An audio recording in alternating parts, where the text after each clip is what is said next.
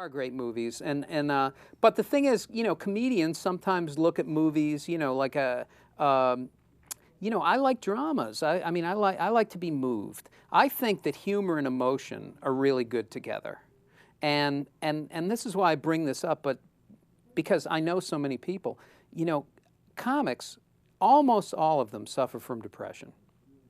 Nobody talks about it. Oh, no. And it's the secret. It's the big secret. Yeah, it is. And you can say things like, you know, yeah, things are bad. You can have a negative approach, and you can have all these things. They're studying the brain now. Apparently, after 5,000 years, now maybe the brain has some impact. I'm not kidding. Yeah, right. They're studying the brain, and they're finding out that through empathetic listening and through certain types of exercises, you can cure depression. Really? Yeah, it's actually not incurable, and it's not something you have to be drugged for. Yeah, the drugging I've always been, because I drug myself for the depression, but it's the Zoloft and all the mood elevators. I always think, well, what about when you don't want to do that anymore? And then what if you stop taking it and you go back to feeling bad? Like, it doesn't seem like an answer. It seems like a Band-Aid. Well, also, you're not feeling better. You're feeling less. Yeah, how about that? That's what it is. You're just Right. feeling less. Right. You know. Now, I'm not a doctor or anything like that, and I don't want to. No, but you certainly play one on. I have played one. I was the original. I'm bringing the character of Ben Casey That's back. life, death, Yeah. infinity. That's right. That was my, yeah. But no, anyway, I just think it's very interesting. I mean, I think that comedically, I've always, ever since I was a little kid, I've always been looking for a way to flip it upside down. Because to me, you know, meditation and doing different things. I mean, do you do anything is there a practice to relax? Is there something that takes you out of it? Or is it just like you just go and? No, I just go. I think I probably smoke too much weed and things like that. But I do agree with you. I think most comics are depressed and no one ever does talk about it. I think that's part of what comedy is for, I wouldn't say every comedian, but certainly for me and probably for you. Yeah.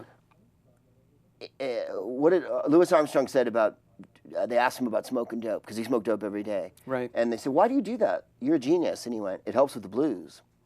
And for him, like, obviously his great majesty and genius with the horn was what got him through all the horrible upbringing and horrible treatment of his life. Yeah. And I think for comics, for me, let's talk about comics, for me, I am gloomy, you know, when it sometimes, and my wife will say, you know, because she's not very depressive, but I will be. I'll get up one day and she'll just be like, oh no, you know, yeah. And you're in the corner fuming, glowering at the Bible, you know. Sure.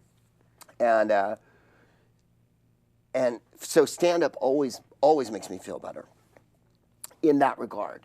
And sometimes, and this is going to be, I don't know if I've even ever told anyone this, some nights if I'm in too good of a mood, and I've had to do this once or twice, when I get to the club to do a set, I have to go kind of work myself into like I can't be in a perfectly equipoised state of absolute confidence and happiness. Really? It has to be like a, you know, little something. Let me think of something. Let me have a drink. Let me talk to this person. Let me get an edge going here. What do you think would happen?